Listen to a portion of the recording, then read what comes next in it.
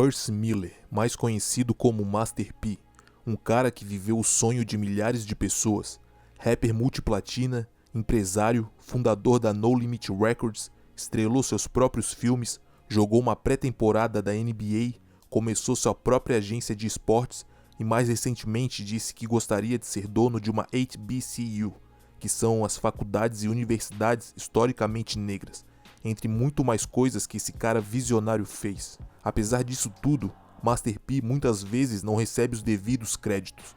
Master P é a verdadeira definição de criar algo do nada de forma totalmente independente. Snoop Dogg disse que não teria mais feito dinheiro no rap se não fosse por Master P. Kelvin Cordozar Brothers Jr., mais conhecido como Snoop Dogg, também fez múltiplas coisas em sua vida, sendo um artista multiplatina, ator, treinador de futebol americano, teve seu próprio programa de entrevistas e muito mais. Uma longa e frutífera carreira na música, e é ótimo ver que ele ainda está em atividade, passando por várias gerações e sendo amado dos mais velhos até os mais jovens. Mas a carreira de Snoop Dogg poderia ter acabado no dia em que todos sabemos sobre o infame caso de assassinato em 1996, em que ele foi acusado, mas acabou sendo absolvido. Mas não é sobre isso que eu vim falar hoje. É sobre outro caso em que a carreira de Snoop Dogg poderia ter tido um ponto final. Hey yo, hey yo, hey yo, hey yo, hey yo, hey yo, hey yo, Raps. Hey yo, aqui quem fala é o Estilo Livre Biggs. Eu já gostaria de pedir para você se inscrever no canal, deixar o like. As redes sociais do Hey Yo Raps estão logo abaixo e bora pro vídeo. Antes de eu começar essa história, precisamos saber em que ponto da carreira Snoop Dogg estava antes de Master P entrar em cena. Antes de Master P, Snoop Dogg lançou 2 álbuns que atingiram o número 1 nas paradas, começando com seu álbum de estreia, Dogg Style, que saiu em novembro de 93, atingindo o número 1 na Billboard 200 e vendendo mais de 800 mil cópias em sua primeira semana. E hoje ele é 4 vezes platina, e eu tenho um vídeo completo sobre a história por trás de Dogg Style. Em novembro de 96, Snoop Dogg lançou The Doggfather, também alcançando o número 1 na Billboard 200, mas dessa vez caiu para 479 mil cópias na sua primeira semana, sendo 2 vezes platina. Snoop teve diversos problemas com The Doggfather. Snoop era assinado com a Death Row Records, que nessa época estava dominando a indústria fonográfica. Eles tinham Pac, Dre e Snoop, que estavam estourados, mas no final daquele ano parecia que tudo estava desmoronando. Tupac morreu, Dr. Dre saiu da gravadora e Suge Knight foi preso em 97.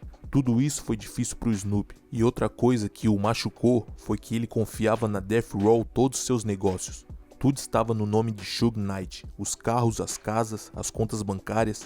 As pessoas chegaram a acreditar que o nome Snoop Dogg Dogg tinha acabado e que não era mais o mesmo que lançou Dogg Style. Dogg Style naquela época foi o álbum mais vendido na primeira semana de todos os tempos.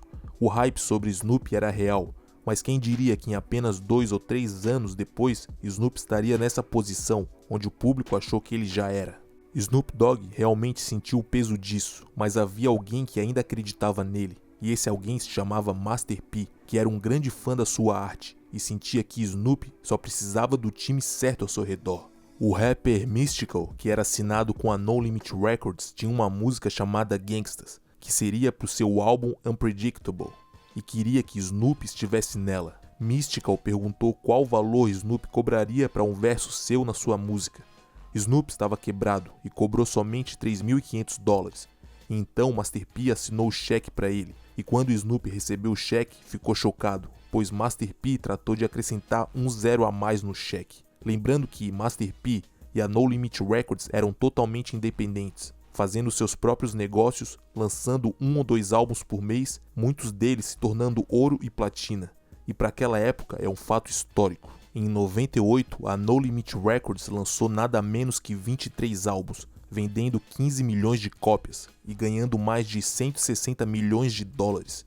Master P estava pagando os carros e as casas dos seus artistas e realmente tentando dar propriedade e motivação a eles. Snoop, após receber esse cheque, tinha o plano de lançar um álbum chamado Fuck Death Row, mas Master P o convenceu de desistir do nome e o pediu para aguardar alguns dias enquanto ele iria lidar com a situação entre Snoop e a Death Row. Suge Knight, dono da Death Row Records, era alguém que antigamente geral tinha medo, por razões que todos nós sabemos, mas Master P não hesitou. Como eu disse anteriormente, nessa época, Suge estava preso, então Master P teve de visitá-lo diversas vezes na prisão para negociar. Master P e Suge Knight estavam negociando, então Suge deu seu preço, e Master P colocou um valor extra de 200 ou 300 mil na oferta. Master P realmente não brincava em serviço. Numa entrevista, quando o Master P foi questionado sobre quanto exatamente de dinheiro que ele gastou com Snoop, ele disse que alguns milhões, e que a Death Row reteve os direitos sobre o nome de Snoop Dogg Dogg. Suge também recebeu uma pequena porcentagem sobre os ganhos futuros de Snoop. Oficialmente fora da sua associação com a Death Row, Snoop agora estava fechado com os No Limit Soldiers. Snoop assinou o contrato com a No Limit Records em março de 98 e assinou um contrato de 3 álbuns pela gravadora. Snoop, sem perder tempo, lançou logo The Game is to be Sold, Not to be Told, em agosto de 98. Foi seu primeiro álbum pela No Limit Records, e o álbum em que Snoop mudou o nome de Snoop Dogg Dogg para apenas Snoop Dogg, por razões contratuais de a Death Row possuir os direitos sobre o nome anterior dele. O álbum atingiu o número 1 na Billboard 200, vendendo 520 mil cópias na sua primeira semana. O álbum hoje é 2 vezes platina.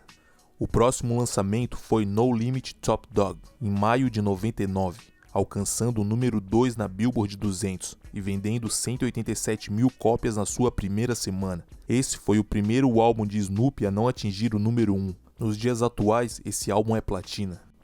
E então, Snoop lançou seu último álbum pela No Limit Records, chamado The Last Meal, em dezembro de 2000.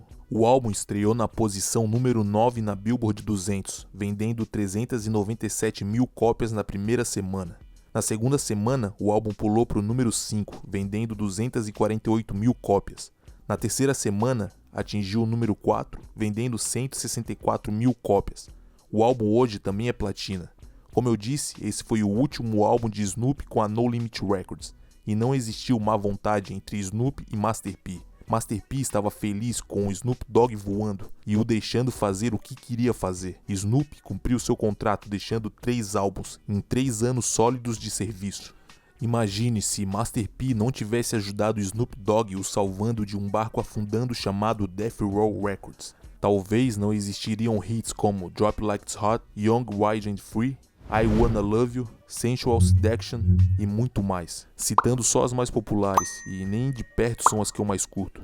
Pra mim, o período do Snoop na No Limit Records vai além da música. Snoop Dogg aprendeu a se valorizar na gravadora. Master P mostrou a Snoop como ter propriedade sobre suas próprias coisas. Após isso tudo, Snoop atingiu o topo, se mantendo popular por anos. Snoop naquela época era conhecido, mas hoje em dia Snoop Dogg é um nome familiar mundialmente. Se você não acha que Master P salvou Snoop, o próprio Snoop discorda disso, pois ele já disse em diversas entrevistas o contrário, dando os devidos créditos a Master P. Um ocorrido é que Master P também poderia ter sido impedido de estar no mesmo período musical de Snoop, e nem ao menos ter se envolvido na música.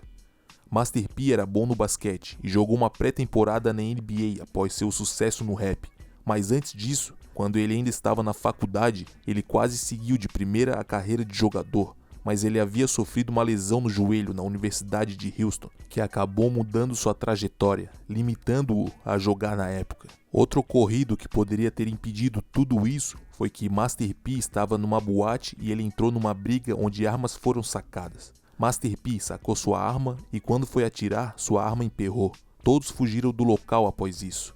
Talvez se ele tivesse cometido um assassinato naquela noite, ele estivesse na mesma situação em que seu irmão e rapper C-Murder encontra-se atualmente, preso desde 2009, acusado de ter cometido assassinato contra um fã após uma discussão em 2002. Por fim, esse foi mais um vídeo aqui no Ayo Raps. Deixe seu like, se você não é inscrito, inscreva-se no canal e até o próximo Ayo.